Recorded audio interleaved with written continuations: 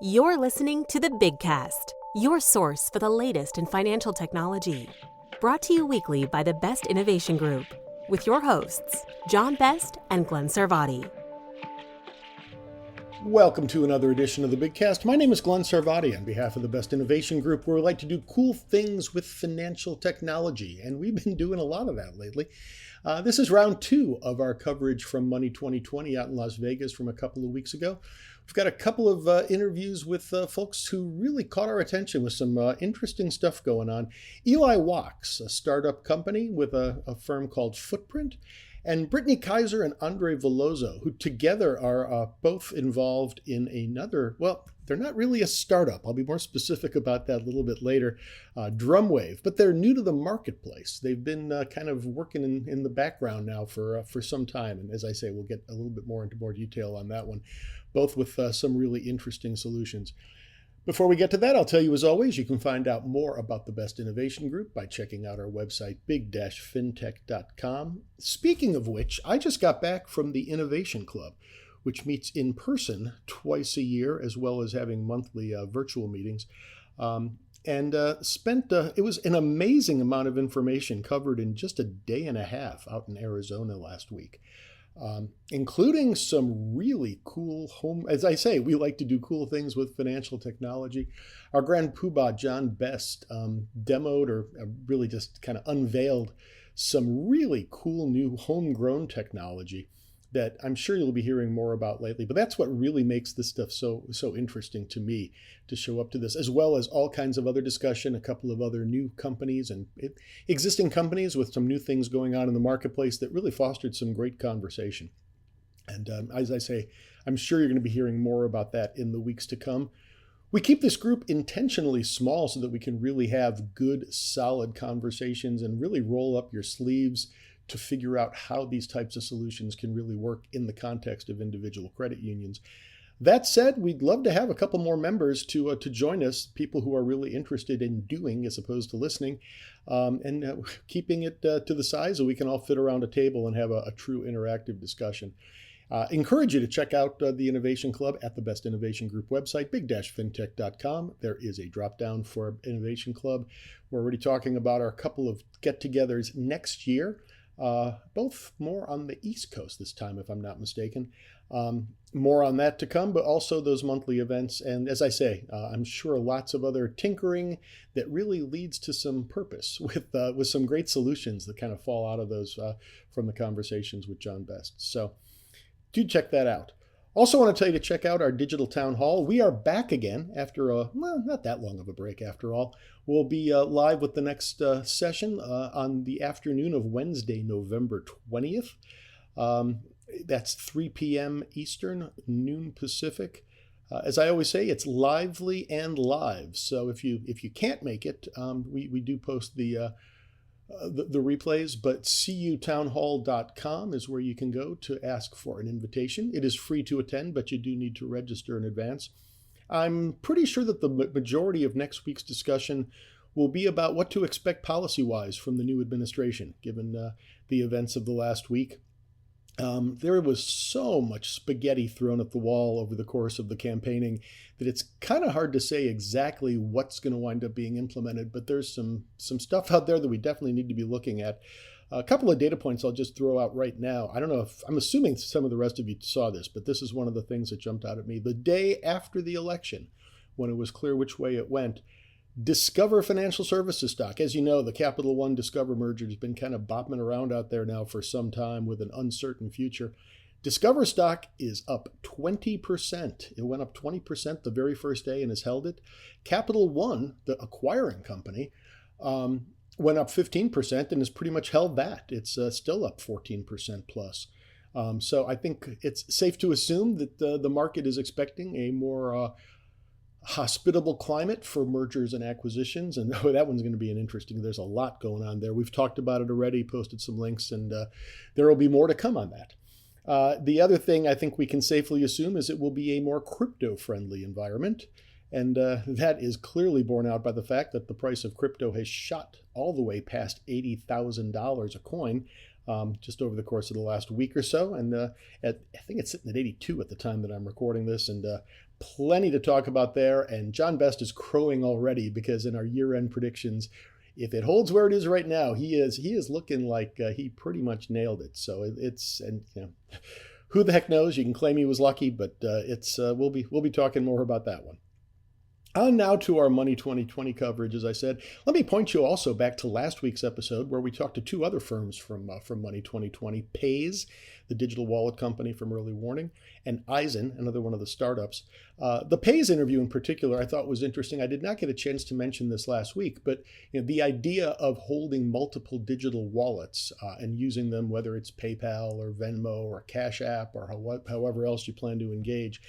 There was a separate conversation. The McKinsey Corporation, that's not the corporation, McKinsey and Company, put out a digital payment survey, digital consumer payment survey, and unveiled that and gave a presentation during the session as well. This is something that they've been doing for some time. I think it's been about 7 years. And they noticed a change in expectations and behavior. It seemed like until this year, consumers were starting to think about consolidating the number of digital wallets they expected to use, to just have down to one or two. It seems like that attitude has now started to shift, where they're more inclined to have multiple wallets. Not exactly sure what's behind that. As they say, one data point does not make a trend, but it has clearly reversed an existing trend. Let me also point you, there's a new blog I just put together about kind of overarching takeaways in addition to the things that we've talked about here on the Bigcast for the last couple of weeks. So I'll post a link to that blog as well as a link to this McKinsey Digital Consumer Payment Survey, as well as everything else we're talking about here. One of the things I'm going to dive into in that blog is the comments by the Points guy, Brian Kelly, the website, the Rewards Points program, paper of record, if you will. And he is really coming out strong against the Credit Card Competition Act, which now that we have a lame duck Congress coming up, could be kind of right there in the middle of the mix. So that one should be very interesting. So one thing I didn't have on my bingo card is Cambridge Analytica to come back up. But it turns out that it kind of serves as a bit of a common theme for these two interviews today. And both of these companies that we're going to be speaking to deal with identity and data and basically, authentication. This first one is a wild one. It's a company called Drumwave, who really have a very outside-the-box idea. Brittany Kaiser and Andre Veloso, let me just kind of let them jump in and explain a little bit more, and I'll say a bit more afterwards. Well, hopefully we can edit out some of this background noise, but we are here at a very active Money 2020 with Brittany Kaiser, the CEO of the Own Your Data Foundation, and now an evangelist for Drumwave, and the founder of Drumwave, Andre Veloso. You two were on a panel together yesterday. This is one of those happy accidents because, I wasn't exactly sure what to expect, and it was one of those things where it's like, I got to talk to you two because this is interesting stuff. Brittany, I think it's probably easiest to start with you if I can. Own Your Data Foundation. Can you just talk about, obviously the name says a lot, but if you could maybe say a little bit more about exactly what that's all about. Of course. I spent the first half of my career as a human rights lawyer, and then I went full-time into tech.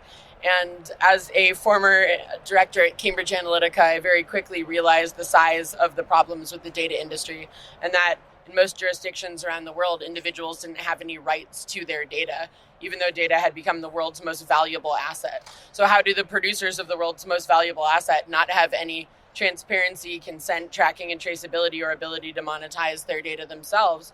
So I've been working on a legislative and regulatory level, started the Own Your Data Foundation to do legislative drafting and lobbying, education and awareness on these topics, and then, of course, to start advising who I saw as the best technologists in the space that could actually solve these problems with easy-to-use technologies. Which I take it is how you get in touch with Andre. Absolutely.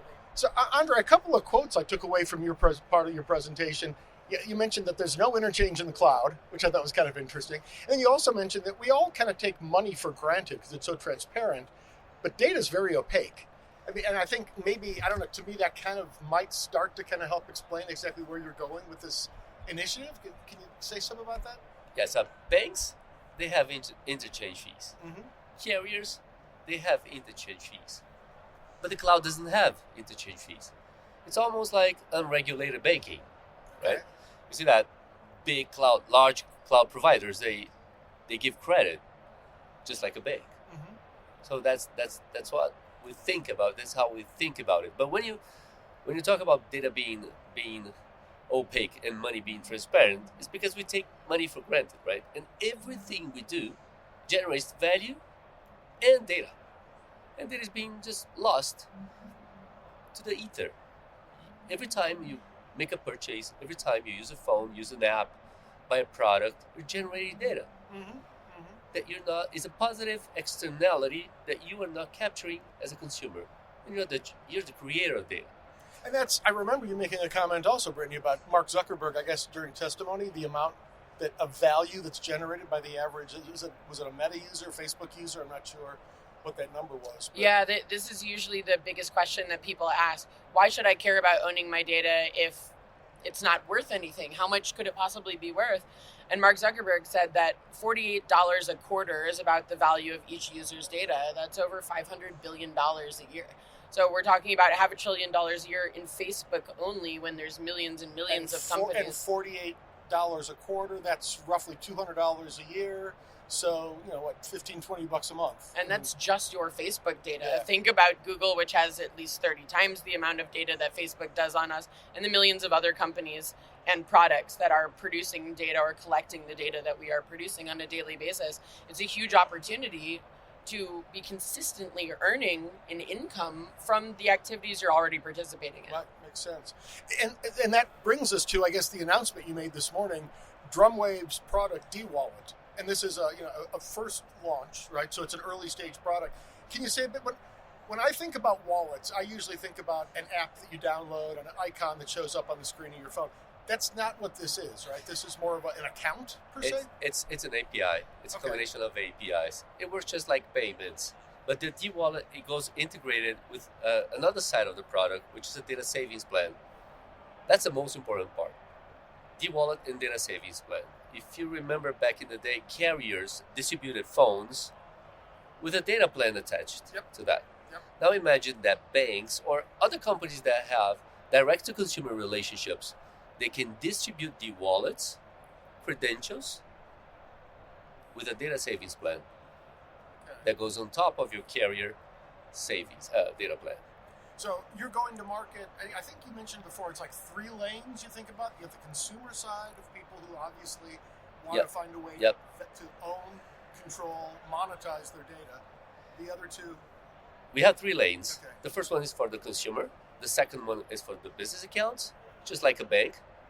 Personal accounts, business accounts. Mm-hmm. And the third one is for data agents.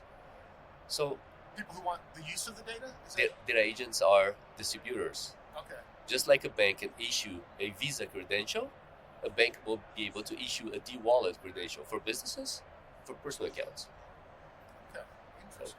But the consumer part that I think is important is that it's funny, guys. Everyone around here, everyone in the world, we are aware that data has value. And no doubt. Yeah. We know companies are monetizing our data. Everyone is curious about all the data we produce every day. And we're starting to wonder, how much is it worth? Yeah, I mean, I'm thinking, and I thought during the presentation, I was thinking about, it's the New York Times, and I think it's Fox News that are now suing OpenAI for the use of their intellectual property. And which Scarlett is Johansson. Yes, that's right. So, I mean, this is on a retail level. We're kind of talking, am I thinking about that right? Are we talking about kind of the same thing? Absolutely. Obviously, public people and larger organizations that are constantly publishing publicly enter into these issues a lot more often than us as individuals. But as a public person myself, I know that the use of our public data is completely unprotected. And it means that a company like OpenAI can start to use something that we should be able to claim as intellectual property, something that we should be able to own and monetize ourselves, and monetize it completely away from us, which is what most of the largest companies in the world do. We have multi-trillion-dollar companies that are the biggest data processors in the world, and their valuation is all about the amount of data that they've collected from all of us. So the data is somehow much more valuable than even the people who are processing money. As Andre talked about yesterday on stage, you look at all of the top banks that are processing money, they're only worth, $3 trillion altogether? The 2 largest credit card processors, the top 5 banks and the 2 largest credit card processors together, they process almost all the money on the planet. Valuation market cap, $3 trillion. Okay. Big tech, $13 trillion. There we go. Okay. there's $10 trillion asymmetry between processing almost all the money and almost all the data. That's an interesting way of looking at it. Is it a coincidence, or I mean, the fact that we just had the new personal data rights, CFPB final rule come out? I don't know which one of you wants to take this one. I'm kind of passing the microphone back and forth. That's it's so the topic is very ripe right now. So is that like lucky, or did you guys kind of strategically work that out? Well, both Andre and I and a lot of our colleagues that we work with are at the forefront of working on this type of legislation. The first time was really in 2018, where we started to see a shift away from data privacy to data ownership, where we defined in the state of Wyoming that digital assets are your intangible personal property, giving you property rights and ownership rights over your digital assets for the first time. Since then, we've now seen 40 out of 50 states in the United States passing their own data legislation. We're starting to see some interest to finally do that federally in the US. But we now have over 100 countries that are now considering this or have already implemented and passed their most recent bills. So we're talking about data ownership, demands for transparency, the right to delete or the right to monetize, and the right to know if companies are monetizing your data and how much money they're making off of it so that you can claim your piece. So the right to delete, the right to be forgotten, the kind of GDPR principle. And speaking from my background in fintech, 40 different, and I'm sure none of those state, legislations line up directly with one another. Much, much easier to have it done at a federal level. Well, much, much easier to give an easy-to-use tech product to people that does it for you. Yeah. And then you don't have to think about the legislation. And you don't have to think about complying with 40 different states. Exactly. So one last thing, and I think there's so much going on here, and it's a brand. I mean, you literally just announced the launch of the product today when we're recording this. And, I'm sure there's so much more to talk about. So when we have more time at some point in the future, I'd love to have you both back. This feels like a moonshot to me, quite frankly. It's a very new concept. It's going to take a while for people to grasp it. You're starting from, kind of from square one. What's your thought about, the long, the flywheel? How long does it take to kind of really get that going? We can talk about two things, right? The first one, getting the regulation bridge here. Think about AI. Everybody's freaking worried about the outcomes of AI for use cases with health, with finance, your image, your data, right? Everybody's trying to regulate the outcomes of AI, but no one has ever thought about regulating the input. Okay. So when we talk about data savings, we're talking about regulating the input. If you regulate the input, all the outcomes are immediately regulated. So I think we have a chance to get a fast track into AI also. At the other side, if you look to the mobile revolution that brought everyone inside the stack, like 8 billion people now in the planet, everyone has a freaking phone, right? And the AI revolution, we are the missing link in between mobile revolution and AI revolution. Okay. Without this thing, we're going to get stuck. So I think we are a catalyzer, in a matter of fact. Brittany, anything else to be add there? Absolutely. I mean, I've been thinking about these issues for over a decade, preaching data ownership as the solution to a lot of the biggest issues that I saw with big tech. As a former whistleblower, thinking about actually giving people an easy-to-use product where both businesses and individuals can own their data, and you can choose what data you want to share, you can choose what you want to monetize, and you can start to use your data not just as your property, but really harness that value and use your data as money.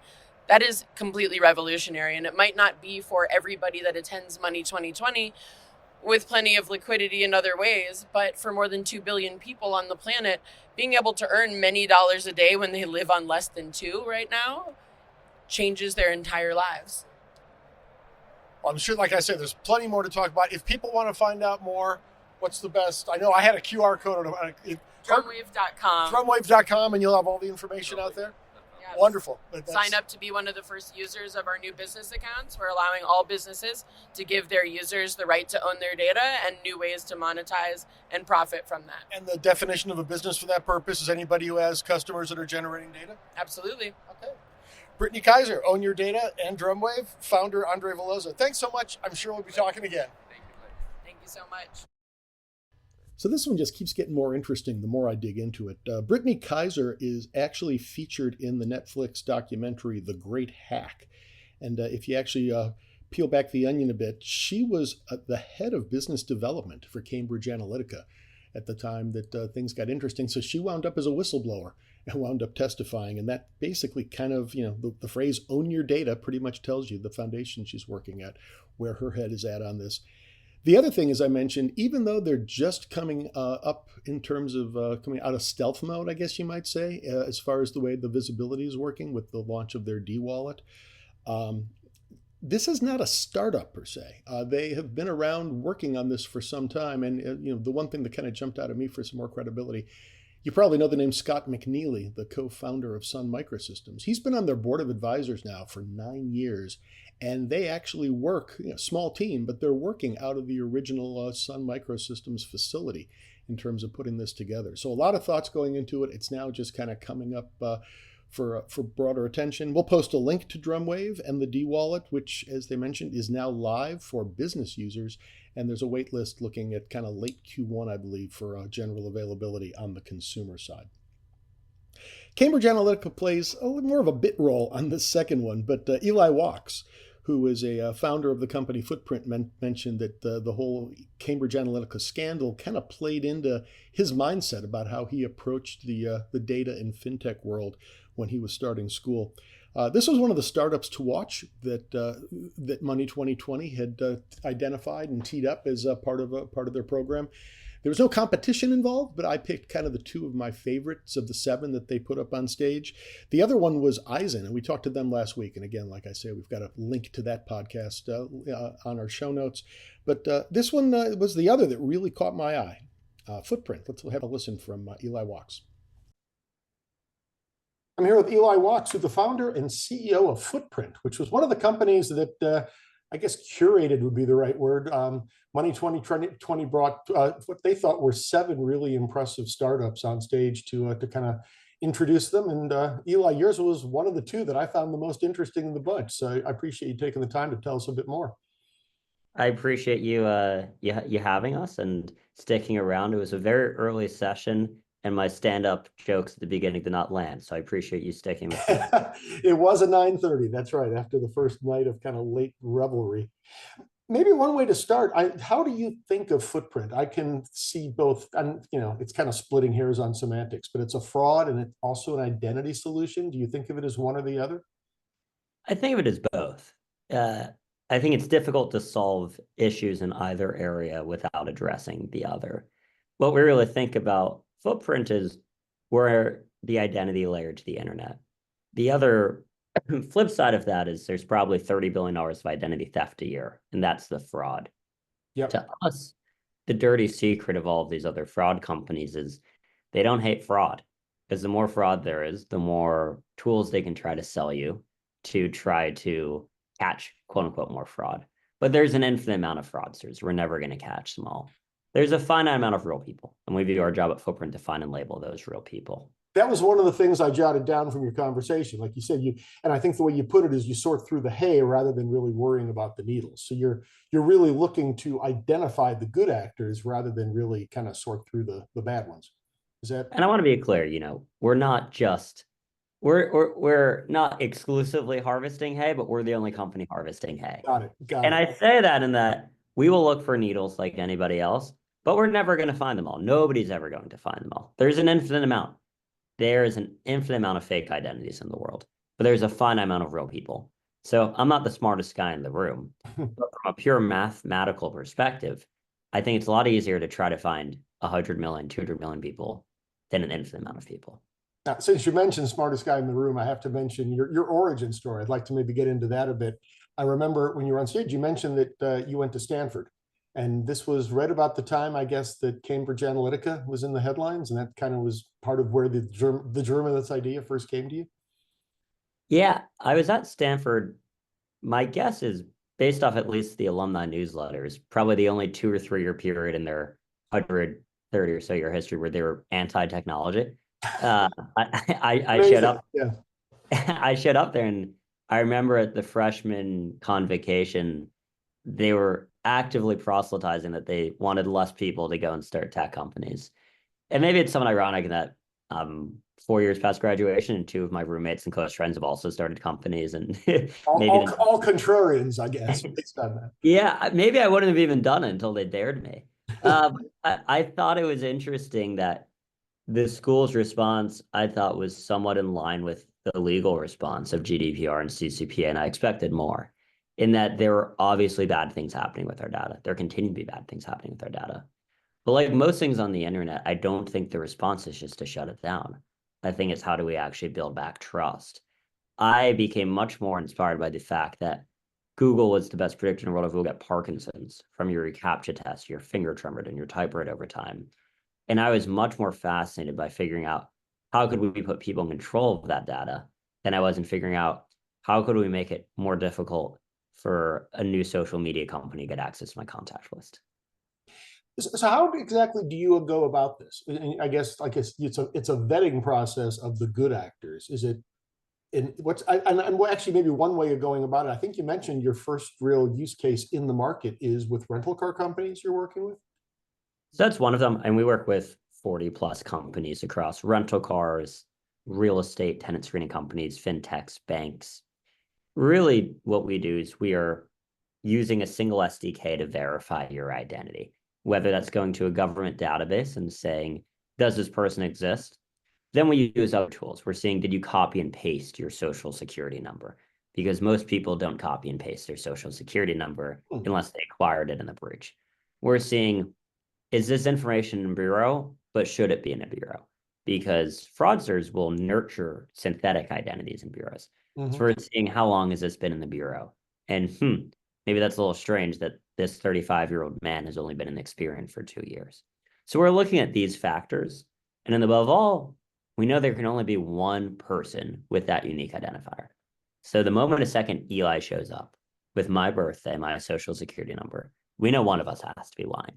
So we're then going to challenge us to submit bank statements and utility statements until we can figure out who's the actual Eli. So is this an identity solution and a footprint, for lack of a better way of putting it, that actually follows you around, or is it a vetting process for each individual transaction? I mean, a rental car company, I'm thinking, you don't want somebody who's driving off the lot with the car and never coming back. Is that once you've done it once, do you become a trusted customer, or do you come back and do that every time you rent? So you will do a lighter weight version. We're using passkeys. You can think of it like Face ID on your phone. So each time you come back, we're re-leveraging the passkey because that way we know cryptographically it's the same person. We're asking you to confirm your information. Maybe you change the addresses. But other than that, we're reducing friction for you as an end user. And then for businesses, we're adding the context because everything businesses do today is in a vacuum. They don't know this person. They haven't seen them before. And that's some of the beauty of footprint. But we're not, I wouldn't say we're following you around, more so we're letting you come back to us. Okay. I guess you kind of answer one of the questions I had too. So you are actually working with some financial institutions already, it sounds like. I was wondering to go to market if it was one of those network effect situations where you had to build up a big base of users that were already vetted. But no, it sounds like that kind of comes along with the deal. So your go to market in the financial institution world or fintech world is, consumer by consumer comes to get vetted, but you would be signing up banks or credit unions individually? Yes, we're B2B. We work with banks, credit unions. Well, what I say is there's a long history of people trying to build portable identity. And I think the reason most have failed is that they tried to build a network effect. We're obviously planning on doing that, but I tell the team all the time, none of our customers choose us for something in the future, even as we begin to have a network effect. They choose us because we're better onboarding product. And that's what we're always going to be focused on. We're never going to get complacent. I think it's up to me and the leadership team to continue to find ways to productize the network effect to really make it valuable for both our customers, but above all, people. But our customers choose us because they all need to do KYC and identity verification for information. I think we've become the best tool in the market for that, irrespective of the network effect. So in terms of the financial institutions, I'm not looking for names if you can't disclose them, but from a size standpoint, our audience is heavily credit union based, which tend to be for the most part on the lower side asset size wise. Is there kind of a critical mass that you think is necessary before your solution makes sense, or can you work with the smallest of institutions? No, we actually often find that we work the best with credit unions and community banks. That's probably our biggest penetration, in that what's beautiful about Footprint is a lot of other tools in the market, they charge you a lot of money to get access to a bunch of different APIs that you need to figure out how to integrate together. Footprint, we have lower minimums. We really hate the notion that price is a prohibition just to get started for credit unions. We think that they're serving a really invaluable portion of America, and we don't want that to be a factor. But more so, Footprint's a single tool, meaning that if you want to add synthetic fraud detection, behavioral fraud detection, you just need to toggle something in the Footprint dashboard, and we've integrated that for you. So as a result, we find we work really well with these credit unions who are stretched a little thin in terms of engineers to integrate tools. And that's why we've found a really good amount of success there. We also work with a bunch of different DAO companies and digital banking companies, and often kind of use us as their preferred tool. Well, I mean, you make a good point too. If you've got the SDK set up and the implementation doesn't have to run through core banking and whatnot, it obviously makes the situation a lot easier. Mm-hmm. You mentioned you've also gone through your Series A. So, I mean, you're based in New York City, correct? Yep. We've now raised $20 million from investors like QED and Index, and our team's based in New York, but we got folks around the country. So I'm assuming you're probably the most mature company that was up there. I've got a feeling, I'm aware of at least one other of the 7 companies that was on stage at Money 2020 had raised $9 million. But it sounds like I don't know if that is defined as furthest along, but what's the next step in terms of, proceeds of those funds? What are you tackling? As strange as it sounds, most of the funds are just sitting in a bank. We serve really critical functions for our customers, and I think the best thing we can do is show them that we're going to be around for a long time. So we haven't grown the team like crazy. We've really kept it pretty small, just with a bunch of experts, people who've built some of the core fraud and risk products at companies like Stripe or Sardine or Centrelink. In terms of what's next, we're continuing to increase what our tool can do on the front end. What's unique about Footprint is a lot of KYC tools are back-end tools. We're a front-end tool, which means that we can actually guide the applicant and we can almost solve for any edge case. I was really proud. 2 days ago, somebody tweeted out that they'd gone through the Footprint flow. It was the first flow they ever saw, which could onboard O1 immigrants with visas. Mm. And about 24% or so of people who work in tech fall into that category. It's not an insignificant category. No backend tool can solve for that, but Footprint, we're able to guide you through based off your answers and then collect any corresponding document. Footprint can now verify an ITIN number with the IRS. We can connect to DMVs in 40 states. We can verify utility bill. We really want to continue to be that SDK that can onboard your customers, whether they're people, whether they're businesses, wherever they come from. And we're building a ton of compliance tools. We know this is something we hear about all the time from credit unions and banks. We're pretty much building almost for free these compliance tools that we can give to our banks, that they have all of these audit trails that they can show their regulators. So that's another big focus of ours coming up. Got it. And obviously you've impressed some people with a long, successful track record to give you a pretty significant bunch of money. So that's a pretty good validation right there. So if people want to find out more, what's the best way? Yeah, you can go to our website, onefootprint.com. That's the spelled out, O-N-E. Spelled out, or you can email me. I'm eli@onefootprint.com. If you're interested, you found us through this podcast, we'll give you a nice little discount. And we're always happy to talk. I mean, I think regardless of what your needs are, we are lucky to be a team of people who've built in this space for a while. And our goal is just to give advice and help people. And the fewer people that have consent orders, the better for everybody in the ecosystem. First time I've ever had a chance to say this. Tell them Glenn sent you. You heard it on the big cast. Eli Walks, thanks so much. CEO, founder of Footprint. Interesting stuff. Like I say, really stood out to me on stage at Money 2020. Appreciate you taking the time. Likewise. So there you have it. As I said, lots of really interesting show notes for those of you who want to follow up, including I'll post a link to that great hack documentary from Brittany Kaiser. More than enough to dig into. As I said, also things that we have not covered on these 2 podcasts from Money 2020 you can find in the blog that's been recently posted to the Best Innovation Group website. We will be back next week. I'm actually on the road yet again. Venture Tech, one of my favorite conferences coming up down in Frisco, Texas, outside Dallas, where the credit union world gets together. It's a growing show, a whole bunch of new startups, primarily approaching things from the QSO standpoint and looking at new ways to help serve and modernize the credit union tech stack. So I'm sure we'll be coming back with a couple of interesting things that we will be discussing with the founders of some of those companies that we see. If you happen to be at Venture Tech, please do make it a point to say hi. If you're enjoying these, please do follow or like or whatever you do to a podcast that tickles your fancy. You can always find them again at the website, big-fintech.com, under the media tab. But you can also find them at Spotify, Amazon, Apple Music, etc., etc. Wherever you want to find us, you can find us on Tuesday afternoons, typically with new content. Again, my name is Glenn Sarvati. 154 Advisors is my firm, but I work very closely with my good friend, Grand Poobah John Best. Best Innovation Group. You can find them on LinkedIn.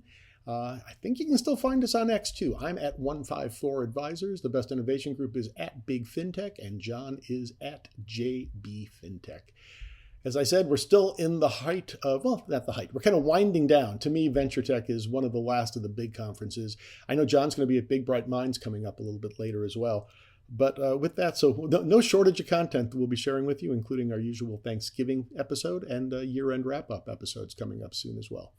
So hope you'll check back in. But if you've gotten this far, as always, I say thank you so much for listening.